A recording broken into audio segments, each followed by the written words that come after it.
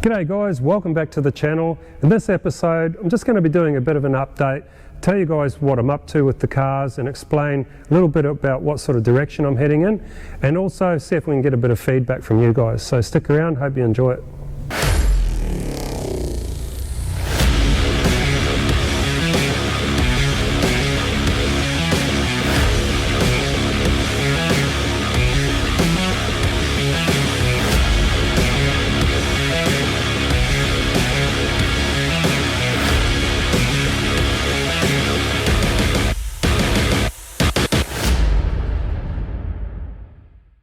Alright guys, I thought I'd just sort of talk to you guys about what I'm doing with these cars and just sort of explain a little bit about what's going on. Now, I know a lot of you guys actually subscribe to the channel and you tune in for the coupe build, which is basically the build of my life, my dream coupe.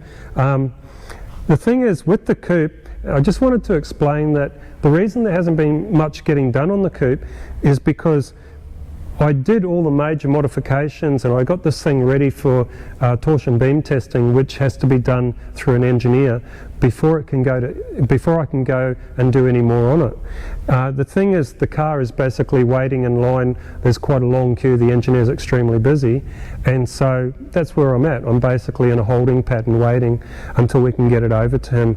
So as you would have seen already, I mean, I've been playing around with the bonnet hinging system and all the rest of it. I don't know if I mentioned the boot in the last episode, but I did. So anyway, I've been playing around with these struts because the hard thing was I was doing a lot of guesswork. It's not like there was a manual written for how to put gas struts on an XB coupe boot.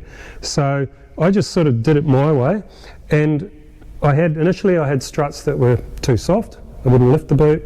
Then I had some that were too strong, you literally couldn't close the boot. So what I've ended up settling on is these ones, which are actually quite good. And you bring it down, and the thing with the ones that were too strong, they were like 500 Newton meters of torque or something. They had so much pressure the boot would actually sit up. These ones, the boot's sitting exactly where you want it. And it takes a little bit of pressure to push it down,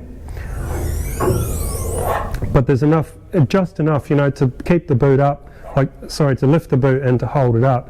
So if you guys are interested in doing this with your own car, XA, XB or XC, you're going to have to figure out your own mounting system and everything.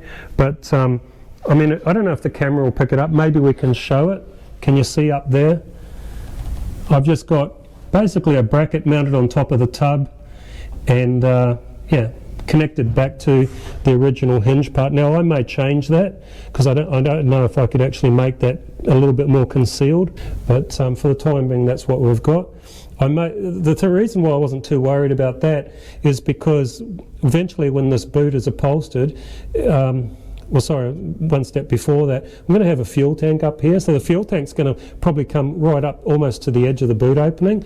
And so probably this is all going to be covered in upholstery. So I'm probably going to come up here and then angle in or something like that. I don't know. So what I'm saying is I don't know if it'll really matter how it's mounted. But if you guys want to put your own gas struts on, I'd highly recommend you look for some struts that are 450 mil long and 350 Newton meters of torque. If you get 350 Newton meters of torque, 450 long, you should be pretty right, and you'll be able to get something that opens and closes just like that. So, as I say, there's really not much more that I can do on the coupe. As I say, we've got to get it to torsion beam testing. So, I mean, somebody said to me the other day, when are you going to finish the coupe instead of chopping and changing? Well, I'm not chopping and changing on purpose. It's just there's really not much to do on the coupe. So I've got other projects I need to get on with, and rather than, you know, not doing a video for 6 months, I thought, well, you know, I'll just film other stuff. So anyway, the other projects are, of course, the Chevy, which I can't wait to get out of this orange paint. What we've got to do here is we've got to change the quarter panels and then hang some new doors. I've got new doors and quarters for this car.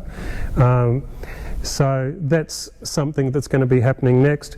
We've got the Nissan, and just to update you guys on the Nissan, I've just been doing you know, body repairs and I'm just getting it prepped so I can just repaint all around the T-tops here.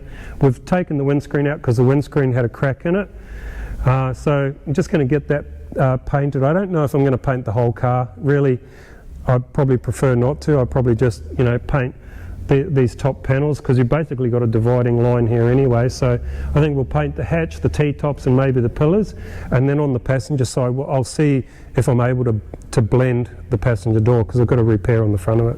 And then we've got the front bar, which needs painting obviously, so I'm going to be probably jumping onto that next. And so I've got the coupe all ready to push out of the way. We'll put the Nissan up in front of the in front of that open face spray booth, and we'll do our touch-ups there. And then of course, as you know, we've got the chassis of the 57 sitting here.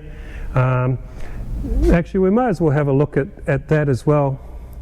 We had this issue with the you know, with the extractors.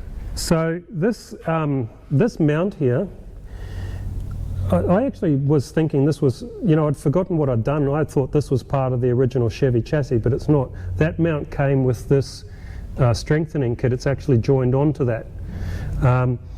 What was originally here on the Chevy was a big mount that went through there, which I think was a gearbox mount, and I think it did actually have a bolt that went up through the floor pan. Now whether I need that or not, I don't know, because these are actually technically the body mounts on the outside and then some of them on the inside.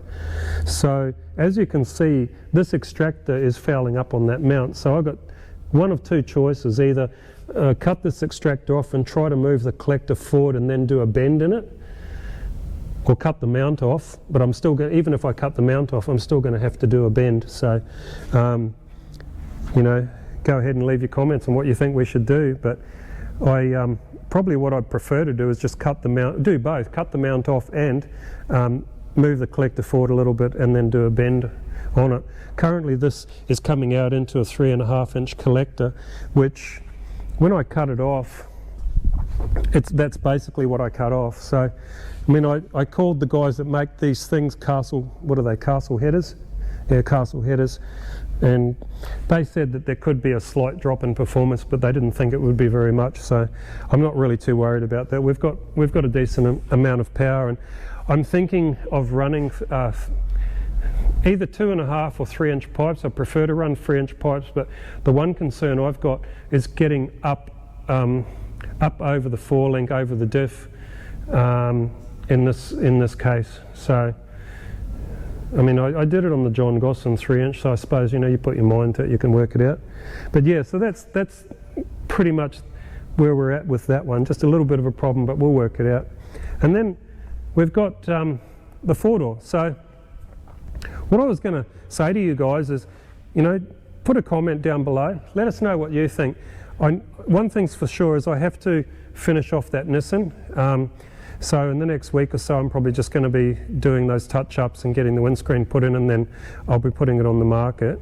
I wanted to do the touch-up so it was all one colour when I sold it. It is a project. It's still going to need a bit more work to do on it before it's probably put on the road. But I'd just like to take it to a stage where it's at a good stage for somebody else to take over, if you know what I mean. At least, you know, all the hard stuff is done, and then if they wanted to get the seats recovered or something, they could. But so that's definitely going to be my next thing to jump onto, just to get it out of the way, to get it out of the workshop. But then we're going to have a choice of, you know, what I'm working on. I've got the Chevy or I've got the 4-door. Now I know that I've got guys that like Chevs that tune in for that only, and then we've obviously got the Ford fans, because the channel did start as Fat Fords. It did start with the coupe. So let us know in the comments what you want to see next. What do you want to see us get onto? You want to see us get more done on the Chevy or get more done on this 4-door? So be really interested to hear what you guys have to say. And in the meantime, I'm going to leave it here for now, and we'll catch you up in the next episode.